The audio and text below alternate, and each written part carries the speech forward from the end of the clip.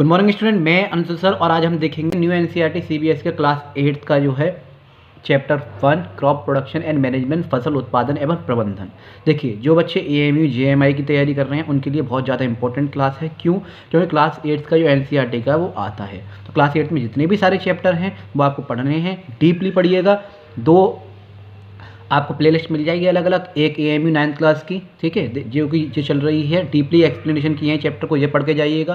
Quick revision भी कराए हैं, जिन्होंने पहले से नहीं पढ़ा है तो क्विक रिवीजन आप आराम से कर सकते हैं। हाईलाइटेड पॉइंटेड है जो इंपॉर्टेंट पॉइंट हैं। इसके अलावा एमसीक्यू आप लगा सकते हैं। डीपली पढ़ के जाइए, बहुत सारी चीज़ रिटन में आती है, बहुत सारी चीज़ एमसीक्यू में आती है। और ये क्लास सिर्फ और सिर्फ एएमयू जेएमआई वाले बच्चों के लिए ही नहीं, बल्कि जो UP TET, C TET, super TET, NVS, KVS या फिर जो बच्चे स्कूल में पढ़ रहे हैं एकेडमी एनसीईआरटी जिनकी बुक चल रही है क्लास में, उनके लिए भी बेनिफिट है। जो फर्स्ट 10th लेवल का जहाँ भी आता है वहाँ पे जो है, देखिए, जो भी बच्चा कंपटीशन की तैयारी कर रहा है या फर्स्ट 10th लेवल का आता है वो आराम से यहाँ से जो क्या है अपना बेनिफिट ले सकता है। तो मैं अंशुल सर आप लोगों से प्रॉमिस किया था मैंने, माय टीचर स्टडी प्लेटफॉर्म के नाम से हमारे यूट्यूब पर चैनल है, और मैंने आपसे प्रॉमिस किया था कि फर्स्ट 10th लेवल की स्कूल की एकेडमी और जो है साथ के साथ कंपटीशन लेवल की डिफरेंट टाइप्स ऑफ सब्जेक्ट आपको मिलेंगे। मैं मटेरियल प्रोवाइड कराऊंगा फ्री ऑफ कॉस्ट, कोई भी चार्जेस नहीं है। तो आप देखते हैं नया chapter crop production and management, फसल उत्पादन एवं प्रबंधन। तो एनसीईआरटी साइंस का सीबीएसई का बाइलिंगुअल क्लास है, चैप्टर 1 पढ़ेंगे। Bilingual class Hindi medium English medium दोनों ही बच्चे आराम से देख सकते हैं, किसी के लिए भी कोई भी प्रॉब्लम नहीं होगी। और साथ के साथ शेयरिंग इज़ केयरिंग, ज्ञान जो है बांटने से बढ़ता है। मैं एक टीचर हूँ, मैं कोशिश कर रहा हूँ ज्ञान बांटने की, उन बच्चों को हेल्प करने की, क्योंकि हर बच्चे के पास जो है सफिशिएंट मनी नहीं है कोचिंग के लिए, या फिर कोचिंग बहुत दूर है घर से, खासकर लड़कियाँ बहुत दूर नहीं जा सकती हैं कोचिंग के लिए।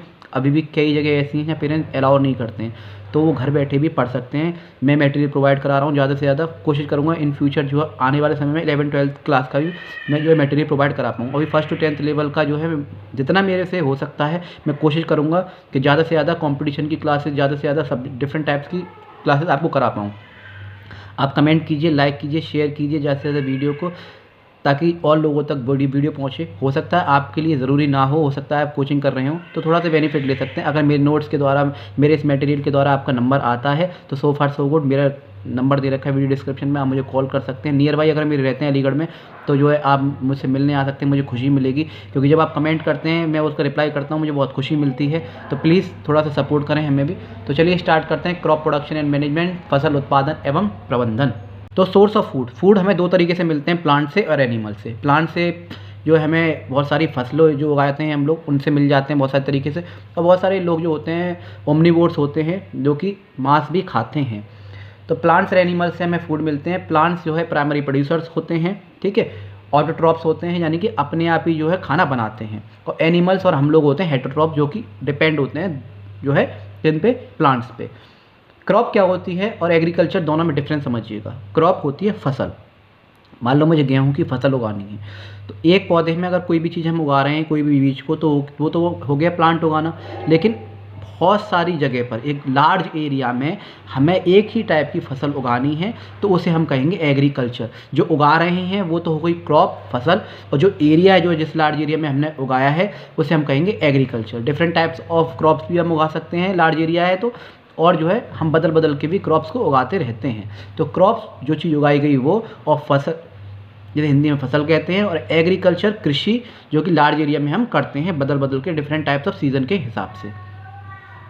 मैंने plant of same kind are grown, एक ही तरह का, ये नहीं है कि एक बीज गेहूं का डाला, एक बीज मक्के का डाला। सेम टाइम ऑफ क्रॉप जो है हम ग्रो करते हैं, फिर कल्टीवेट कर लेते हैं एक वन प्लेस पे, एक लार्ज स्केल पे, उसे हम क्रॉप कहते हैं। जैसे एग्जांपल टी की खेती, मेज़ की खेती, राइस की खेती, वीट की खेती। तो शॉर्ट नोट्स हैं, जल्दी जल्दी जो है देखेंगे, क्योंकि चैप्टर डीपली हमने एक्सप्लेन जो पढ़ लिया है, और आप आराम से जाके उस प्लेलिस्ट को भी देख सकते हैं इसमें, क्योंकि इसमें ना शॉर्ट बाइट है, वो बिल्कुल डीपली है एक्सप्लेनेशन के साथ। फिर हम देखते हैं agriculture. Agriculture is the process of producing food, feed, fibre and many other desired product. Agriculture कृषि के द्वारा हम ये सारी चीज़ों को क्या करते हैं, फुलफिल करते हैं, प्रोडक्ट तैयार करते हैं। The cultivation of certain plants and the raising of domestically animals, किसके, अनिवांछित उत्पाद पैदा करने के लिए हम पालतू जानवरों से भी हम यूज़ करते हैं। आजकल तो मशीन जो है आ गई है, तो उसके थ्रू भी हम जो है एग्रीकल्चर करते हैं, जिससे कि हमारे डोमेस्टिक एनिमल्स का पेट भर सके, ठीक है, उन्हें भी खाना मिल सके, साथ साथ हमें भी खाना मिल सके, और एनवायरनमेंट में जो है बैलेंस बना रहे। अब टाइप्स ऑफ क्रॉप्स जो होती हैं, रबी क्रॉप्स और खरीफ क्रॉप्स, इनके बीच में एक और क्रॉप्स आती है जिसे कहते हैं जायद क्रॉप, जिनके अब हम पढ़ेंगे। देखिए जिसको डीपली नॉलेज लेनी है ना चैप्टर की एक्सप्लेनेशन के साथ, देखिए जिसको डीपली नॉलेज लेनी है ना चैप्टर एक्सप्लेनेशन के साथ, तो उसकी प्लेलिस्ट अलग बनी हुई है, आप आराम से जाकर देख सकते हैं। शॉर्ट नोट्स, क्विक नोट, जो शॉर्ट नोट्स हैं, क्विक रिवीजन है। Depending on the season there are two major types of crops, दो तरह की क्रॉप्स होती हैं मेजर, जो मुख्य होती हैं, राबी क्रॉप्स और खरीफ क्रॉप। ये उसके एग्जाम्पल दे रखे हैं। टाइप्स ऑफ क्रॉप्स में सबसे पहले हम देखें खरीफ क्रॉप्स कौन सी होती हैं। The crops which are grown in monsoon season, जो कि बारिश के मौसम में उगाई जाती हैं, in the month of June and September, जून और सितंबर के बीच में, उन्हें हम खरीफ क्रॉप्स कहते हैं, जैसे कि मेज, मिलेट, कॉटन, और ये सारी चीज़ें दे रखी है। एक और इसमें क्वेश्चन इंपॉर्टेंट है, कॉटन जो होती है वो ब्लैक सॉइल में उगाई जाती है। फिर आती है आपकी राबी क्रॉप्स, राबी क्रॉप्स दिख रही होगी, या फिर रबी क्रॉप्स भी कहते हैं। The crop that are grown in the winter season, जो कि ठंडों के मौसम में उगाई जाती है, ठीक है। फिर हार्वेस्ट कर ली जाती है स्प्रिंग सीजन, बसंत के मौसम में, जैसे कि होली के टाइम पे हम गेहूं को काट लेते हैं, ठंडों में उगाए जाते हैं। जो है हम लेके आते हैं गेहूं के, उसे जो है होली पे हम जो क्या करते हैं, भूजते भी हैं और जो है फिर बांटते भी हैं। तो वो सबसे बढ़िया एग्जाम्पल है, याद रखिएगा, जो ठंडों में जो उगाई जाती है, और मार्च के महीने में होली होती है, अक्टूबर में उगाते हैं और जो काट ली जाती है। एग्जाम्पल वीट हो गया, पी हो गया, ग्राम हो गया, मस्टर्ड हो गया। इनके ही बीच में आती है एक Zaid crop. Such crops grown between the kharif and rabi season between the March और जून।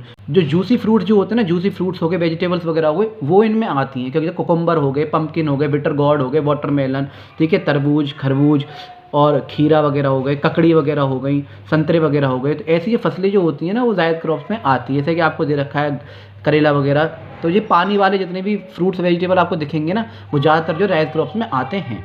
अब हम बात करेंगे हॉर्टिकल्चरल क्रॉप्स, जो कि आजकल बहुत ज़्यादा देखने को मिल रहा है, यानी बागवानी फसलें, जो कि क्या है, ओपन में भी होती है और क्या कहते हैं, बंद उसमें भी कर लेते हैं हम लोग।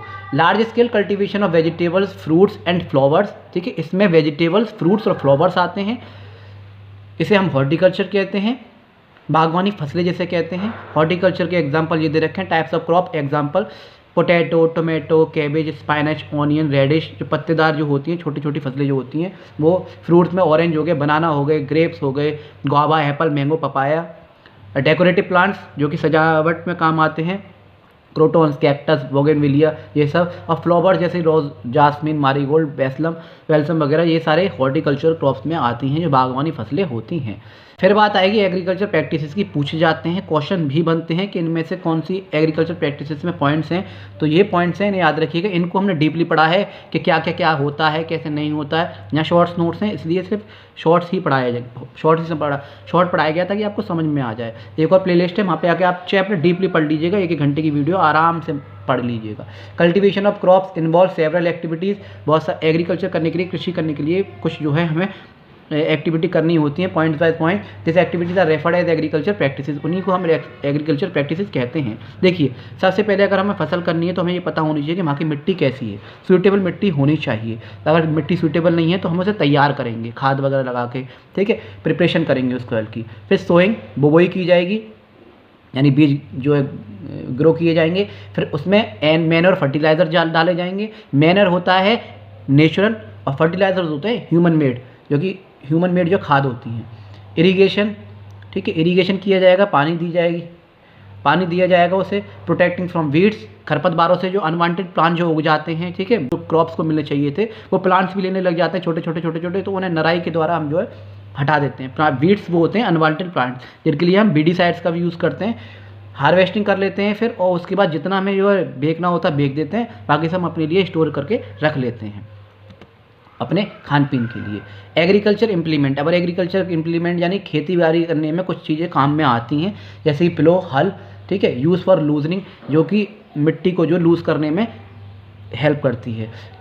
होए, ठीक है, कुदाल जो होती है, यूज फॉर रिमूविंग वीड्स वगैरह जो उग जाते हैं, and loosening of the soil, उसे जो सही करने में काम में आती है। फिर है सीड ड्रिल देखिए आजकल मशीन चल गई है, वरना पहले कई सारे तरीके थे सीड ड्रिल करने के, बहुत से बिखेर भी देते थे।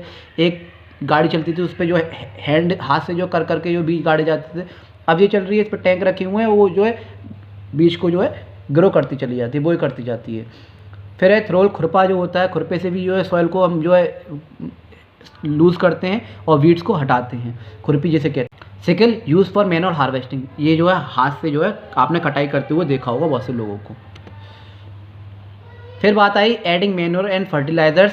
मैन्योर होते हैं नेचुरल खाद, तो मैन्योर वो होते हैं जैसे कि हमारे गाय हो गई, भैंस हो गई, इनके जो वेस्ट होते हैं, जो ठीक है डंग जो होता है उससे जो है हम बनाते हैं, ठीक है। या फिर हमारे घर पे फ्रूट्स वेजिटेबल्स वगैरह की जो पील्स, जो छिलके वगैरह उतरते हैं, उन्हें हम इकट्ठा करते रहें एक जगह, ठीक है, गड्ढा करके, और उससे जो वो जो होती है वो नेचुरल मैन मेड जो है क्या होती है, खाद होती है, वो जो नेचुरल खाद जो होती है। और फर्टिलाइजर्स होता है केमिकल वगैरह को जो यूज़ करते हैं। The substance which are added to the soil in the form of nutrients for the healthy growth of the plants are called manure and fertilizers. Soil supplies mineral nutrients to the crops. खाद से जो है soil में जो nutrients होती है वो और ग्रो होती है, फर्टाइल होती है मिट्टी, दिस न्यूट्रिएंट्स जो कि प्लांट्स की ग्रोथ को जो है अच्छा करता है। इरिगेशन, पानी, देखिए जब हमने प्लांट्स ग्रो कर दिए, ठीक है, धीरे धीरे बढ़ रहे हैं, फिर उसके बाद क्या हुआ, हम उसे जो है टाइम टू टाइम जो है पानी की भी ज़रूरत पड़ेगी। जैसे हम जो काम करते हैं बहुत सारा, जैसे हम लोग बहुत सारा काम करते हैं, टाइम टू टाइम हमें भी प्यास लगती है, तो इरिगेशन एक सफिशिएंट अमाउंट में वाटर प्रोवाइड करना प्लांट्स की ग्रोथ के लिए। The supply of water to the crops at different interval is called irrigation. Time to time थोड़े थोड़े समय में पानी देते रहना, जिसे हम सिंचाई कहते हैं। Sources of irrigation, the source of irrigation are कौन कौन से हैं, जैसे बेल से, ट्यूबवेल से, पॉन्ड से, लेक से, रिवर से, डैम से, इन सब से हमें क्या मिलता है, पानी मिल जाता है। इरिगेशन ये आप देख सकते हैं, इमेजेस हैं आपके सामने उन सब की।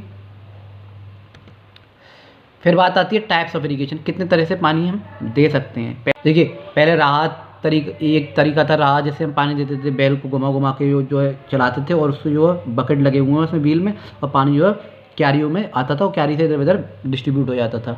ये कि मोट था, जो हम पानी जो निकालते थे और बाल्टी को जो क्यारी में, बाल्टी से जो पानी निकाल क्यारी में छोड़ते जाते थे, फिर वो डिवाइड हो जाता था। एक ये ढेकली सिस्टम है।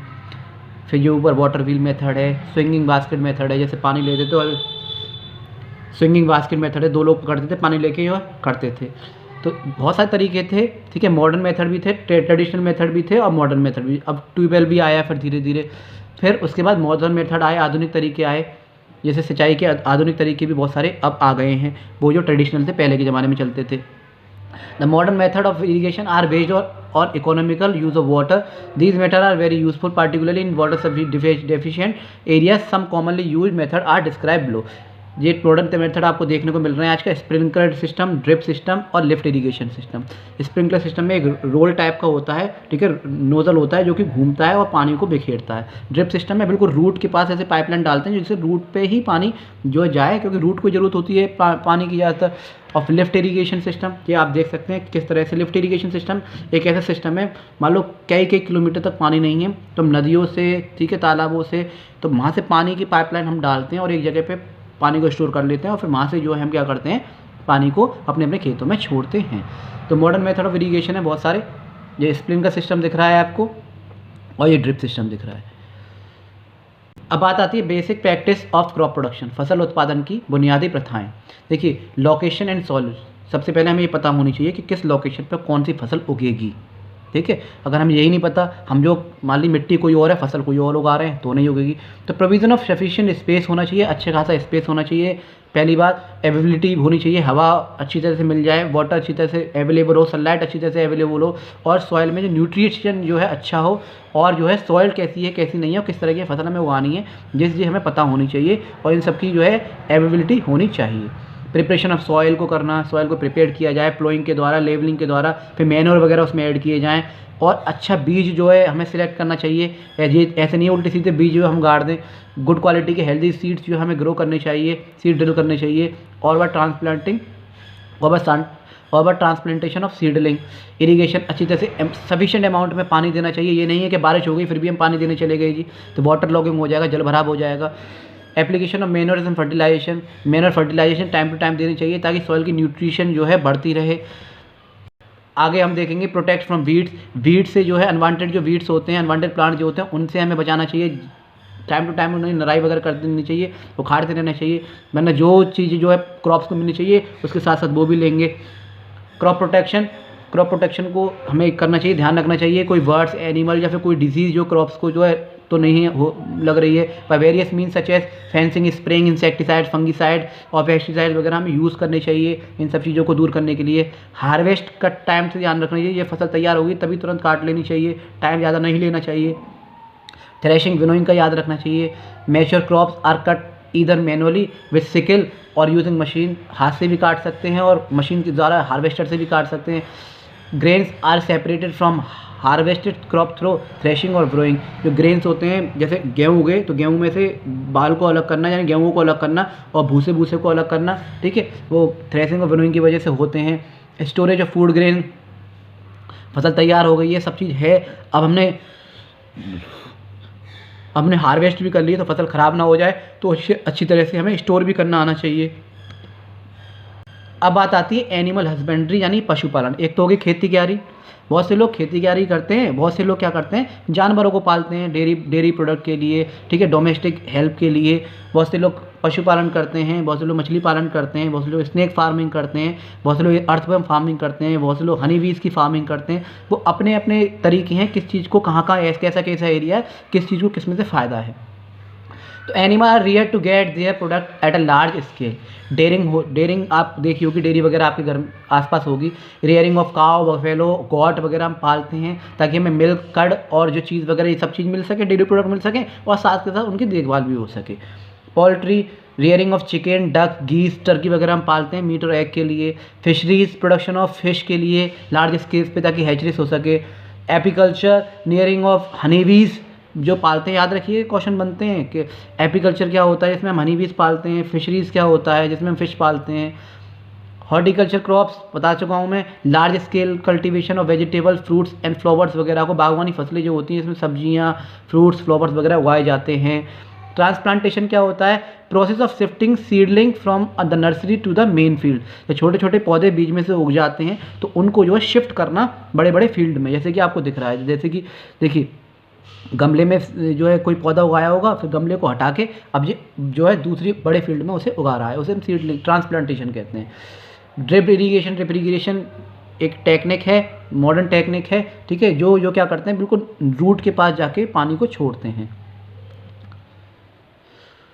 फिर है फर्टिलाइजर, जो कि केमिकल्स वगैरह यूज़ करके बनाए जाते हैं। मैन मेड इनऑर्गेनिक कंपाउंड है, mixture of compound which provides specific nutrients मिलते हैं, लेकिन हमें कोशिश करनी चाहिए ज़्यादा से ज़्यादा जो है मैनुअल को यूज़ करने की।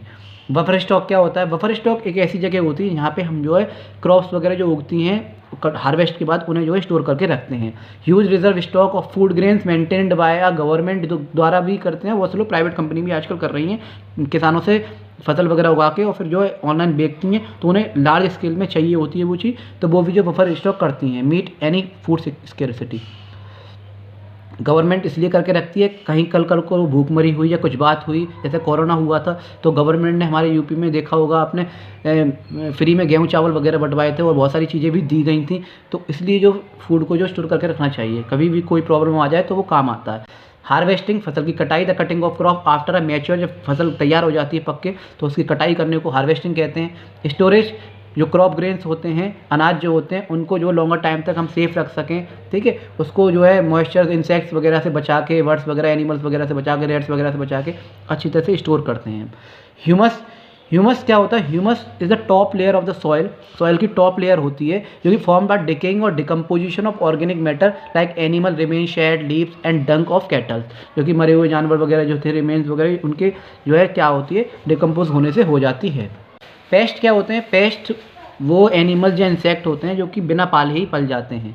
पेस्ट आर इंसेक्ट और रोडेंट्स बोल सकते हैं, they are destroy much of our crop yield that it is necessary to save crop pest इनके लिए हम पेस्टिसाइड्स यूज़ करते हैं। पेस्ट में जैसे छिपकली वगैरह हो गया, चूहे वगैरह हो गया, रोडेंट्स में स्क्वेरल हो गए, गिलहरी वगैरह, तो ये सारे क्या होते हैं, पेस्ट एंड रोडेंट्स में आते हैं। तो ऐसे लीव्स वगैरह में अपने आप लग जाते हैं और जो है फिर नुकसान पहुंचाते हैं। Fumigation is most effective method for checking the growth of insects by providing smoke और chemical in the gases state without affecting the grain. जो धुआं वगैरह हम छोड़ते हैं जैसे, उसे हम फ्यूमिगेशन कहते हैं, जिससे क्या होता है उसमें रासायनिक गैस होती है, वो क्रॉप को नुकसान नहीं पहुंचाती हैं, उससे जो है इंसेक्ट जो क्या होते हैं किल हो जाते हैं, जो अनाज को प्रभावित किए बिना ही जो है उनको हटा देते हैं। आगे देखेंगे granaries, the harvested grains usually are stored कर दी जाती हैं, ह्यूज स्टोर्स कर दी जाती हैं after they are properly dried in sunlight, such stores are called granaries. Seeds होते हैं बीज, छोटे छोटे। Plants fertilize ovules from which a new plant may grow are called seed, उन्हें हम सीड कहते हैं, बीज कहते हैं, जो प्लांट्स के ओव्यूल से फर्टिलाइज होकर निकलते हैं। Silo, harvested grain are usually dried before being stored because moisture encourages the growth of micro organism, they are then store in metal और earthen contain gunny bags. Such stores are also called silo या फिर silo भी बोलते हैं। कटाई किए गए अनाज को आमतौर पर भंडारण से पहले सुखाया जाता है, क्योंकि नमी उसमें जो माइक्रो ऑर्गेनिज्म की वजह से आ जाती है, तो बढ़े ना उसका विकास, तो इसलिए उसे जो है पहले जो है हम जो है सुखाते हैं मिट्टी के कंटेनर में या फिर बोरियों वगैरह में, उसके बाद जो है उसे हम स्टोर करके रखते हैं। वीड्स होते हैं अनवांटेड प्लांट्स जो कि अपने आप ही उग जाते हैं फसल के आसपास, जिसकी हमें निराई करनी होती है। अनडिज़ायरेबल और अनवांटेड प्लांट्स होते हैं जिसे हम वीड्स कहते हैं, और उनको हटाने के लिए हम वीडिसाइड्स का यूज़ करते हैं। वीडिसाइड्स क्या होते हैं? The certain chemical which are use to control weeds को हटाने के लिए, ठीक है, किल करने के लिए वीडिसाइड्स का यूज़ करते हैं। फॉर एग्जांपल डू4डी हो, ये सारे क्या हो गए? खरपतवार होते हैं, केमिकल्स के नेम हैं, आप इन्हें याद रखिएगा। वीड्स को हटाने के लिए वीडिसाइड्स का यूज़ करते हैं, पेस्ट को हटाने के लिए पेस्टिसाइड्स का यूज़ करते हैं, इंसेक्ट को हटाने के लिए इंसेक्टिसाइड्स का यूज़ करते हैं। फर्टिलाइजर्स जो होते हैं मैन मेड फर्टिलाइजर्स होते हैं, और मैनर जो होते हैं वो नेचुरल होते हैं। तो ये थी आज की क्लास, आई होप आप लोगों को अच्छी लगी होगी। तो मैं अंशुल सर फिर मिलता हूँ आपको नई वीडियो के साथ। माय टीचर स्टडी प्लेटफॉर्म के नाम से हमारा चैनल है, प्लीज़ लाइक कीजिए, शेयर कीजिए, सब्सक्राइब कीजिए ज़्यादा से ज़्यादा। ये शॉर्ट रिवीजन था, डीपली अगर इस चैप्टर को पढ़ना है तो आप आराम से पढ़ सकते हैं, और बहुत सारे क्वेश्चन जो एमसीक्यू में बनते हैं, बहुत सारे इंटरव्यू में बनते हैं। भगवान करे आपका नंबर आए, और जो है आप मुझे कमेंट कीजिएगा और मैं आपको रिप्लाई करूँगा। और फिर मिलता हूँ मैं नई वीडियो के साथ, जब तक के लिए जय हिंद, जय भारत।